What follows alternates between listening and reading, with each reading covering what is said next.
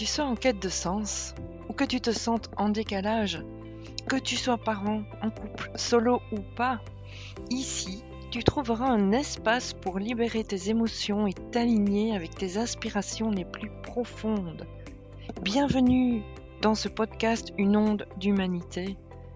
Ma mission, c'est l'accompagnement vers la réalisation de soi à travers différents outils que j'ai mis en place, notamment les audios alchimiques, les accompagnements personnalisés, une boîte à outils évolutive ainsi que toutes mes publications sur les différents réseaux sociaux, mon blog et la chaîne YouTube.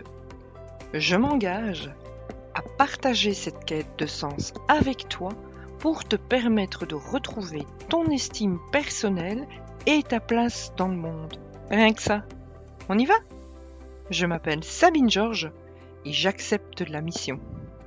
Bonne écoute.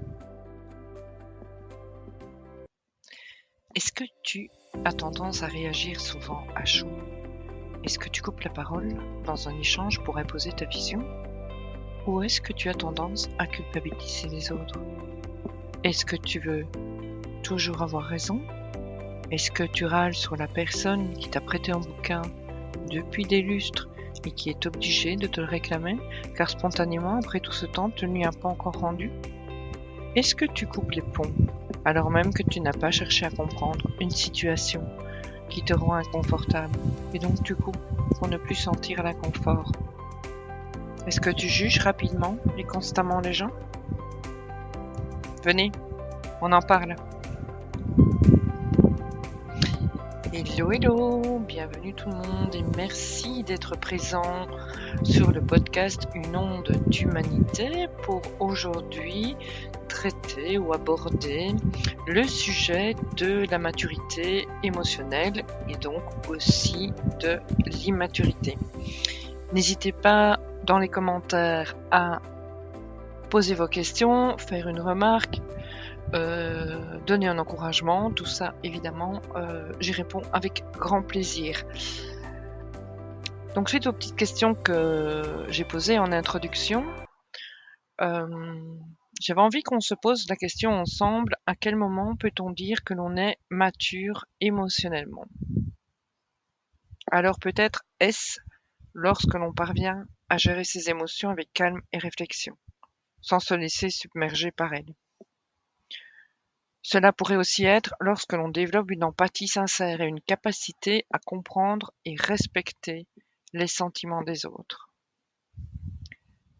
La maturité émotionnelle, elle se manifeste souvent par la capacité à pardonner, à lâcher prise sur des rancunes, à accepter les imperfections des autres et chez soi. La maturité émotionnelle, elle se voit dans la façon dont on affronte les défis et les échecs du quotidien, en les considérant comme des opportunités d'apprentissage plutôt que des catastrophes insurmontables. Et en fin de compte, être mature émotionnellement, c'est peut-être tout simplement être en paix avec soi-même et avec le monde qui nous entoure. Pourquoi y a-t-il des personnes que l'on définit comme immatures émotionnelles ? Parce que l'immaturité émotionnelle, elle se manifeste par une incapacité à gérer efficacement ses propres émotions et à comprendre celles des autres, donc un manque d'empathie. Les personnes considérées comme immatures émotionnellement peuvent réagir de manière impulsive, avoir des difficultés à prendre des responsabilités, toujours reporter la faute sur le dos des autres, ou encore éviter les situations de conflit au lieu de les affronter de manière constructive. Cette immaturité peut avoir des racines variées, allant d'une éducation où les compétences émotionnelles n'ont pas été suffisamment développées, à des expériences traumatisantes qui, elles, ont entravé la maturation émotionnelle. Elle peut également être liée à des traits de personnalité ou à des troubles psychologiques sous-jacents. Il est donc important de se rappeler que l'immaturité émotionnelle ce n'est pas une fatalité. Avec du soutien, avec de la patience, des efforts conscients, il est possible de développer une intelligence émotionnelle plus élevée et de meilleures compétences relationnelles.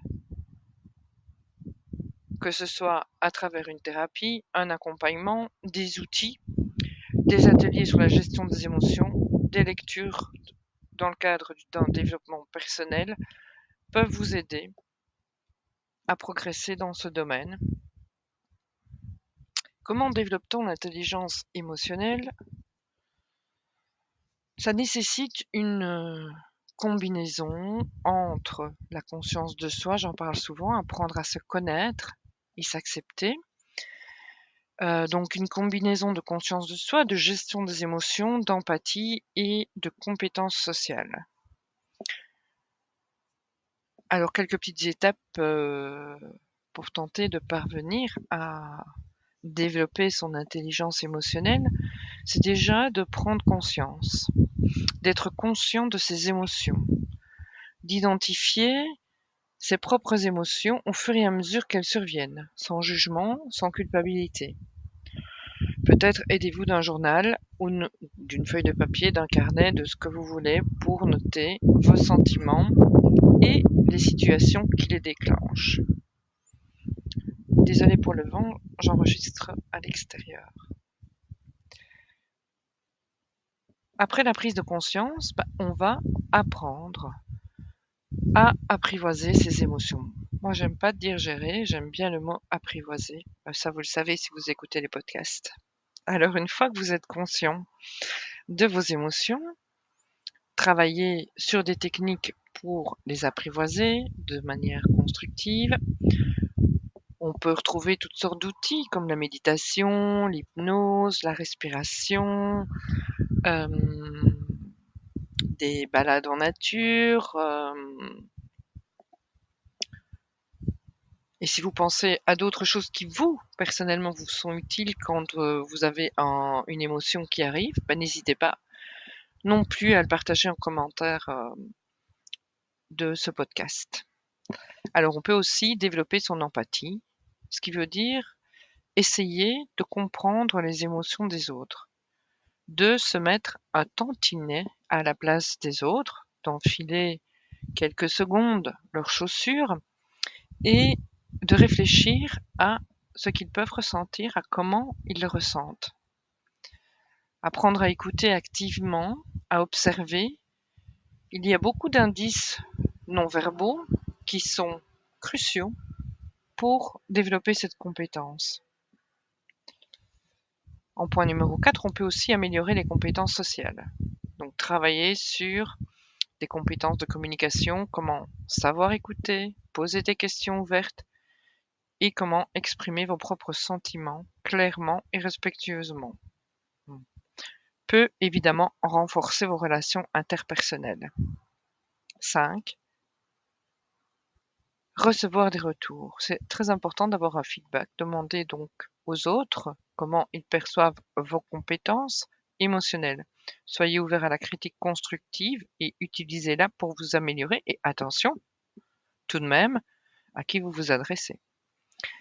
Car si vous avez une faible estime de vous et une faible confiance en vous, ça peut venir bousculer encore plus tout ça si vous ne vous adressez pas à la bonne personne. Vous pouvez aussi pratiquer la pleine conscience. Elle se pratique à travers toutes sortes de pratiques, donc comme le yoga. Ce sont des exercices pour essayer de rester au mieux présent et comprendre nos réactions émotionnelles. Alors, en cultivant ces compétences, on peut non seulement améliorer l'intelligence émotionnelle, mais aussi enrichir les relations personnelles et professionnelles. Et donc, venons-en justement aux relations. Comment l'immaturité émotionnelle impacte-t-elle les relations? L'immaturité émotionnelle, elle a de graves conséquences profondes sur les relations interpersonnelles. Lorsqu'une personne est émotionnellement immature, elle peut avoir du mal à gérer ses propres émotions, ce qui peut effectivement se manifester par des réactions exagérées, des crises de colère, une incapacité à s'exprimer ou à exprimer ses sentiments de manière constructive. Ça peut un peu déborder, ça peut venir de façon un petit peu spontanée comme ça, de façon un peu brute aussi. Cela peut créer des tensions, des malentendus avec les proches, car la personne immature émotionnellement, attention ici, c'est pas un jugement ni une critique, peut sembler imprévisible ou difficile à comprendre.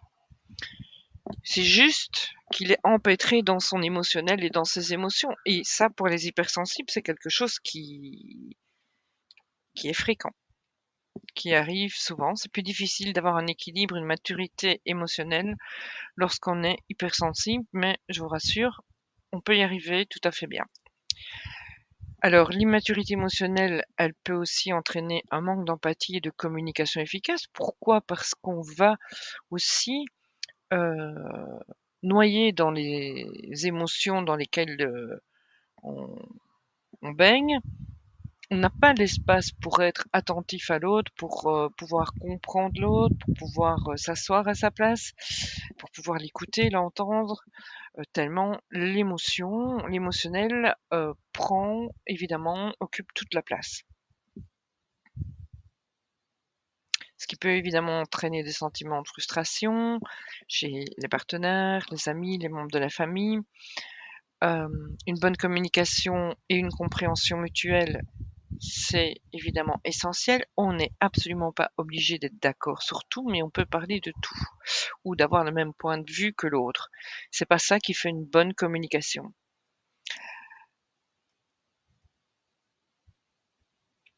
Alors, il est essentiel de reconnaître que ces comportements sont présents et de travailler activement à développer une maturité émotionnelle. Ça peut inclure des efforts pour mieux comprendre ses propres émotions, apprendre des techniques de régulation émotionnelle et améliorer ses compétences en communication. En fin de compte, une maturité émotionnelle qui augmente, qui s'accroît, peut conduire à des relations beaucoup plus harmonieuses, beaucoup plus épanouissantes, où la compréhension et le soutien mutuel sont au cœur des interactions. Et une dernière question que j'avais envie d'aborder dans ce podcast, c'est quels impacts sur l'enfant de parents immatures émotionnellement, fatalement en tant qu'accompagnante en parentalité, bah, il y a toujours cette envie pour moi d'aborder l'aspect des choses sur la relation enfant-parent. Donc les enfants de parents qui sont immatures émotionnellement, ben, font face à une variété de défis parce que l'enfant va venir un petit peu secouer tout ça, secouer l'émotionnel de l'adulte. C'est même, je crois, enfin voilà, une des premières personnes qui va vraiment pénétrer ce champ émotionnel de façon intense pour éventuellement tenter de remettre les choses dans un ordre qui est beaucoup plus agréable, sain et serein pour tout le monde. Mais ça se passe pas toujours comme ça. Alors ces enfants, pour commencer, donc ces enfants peuvent ne pas recevoir du soutien émotionnel dont ils ont besoin pour leur croissance, pour se développer sainement. S'ils ont des parents immatures émotionnellement. Ils peuvent aussi se sentir négligés ou incompris, ce qui peut mener à des problèmes d'estime de soi et d'anxiété. Les enfants peuvent aussi adopter des comportements de parentification, où ils prennent des responsabilités inappropriées pour leur âge, afin de combler les lacunes laissées par leurs parents. C'est-à-dire qu'il y a une inversion des rôles. L'enfant devient responsable du parent.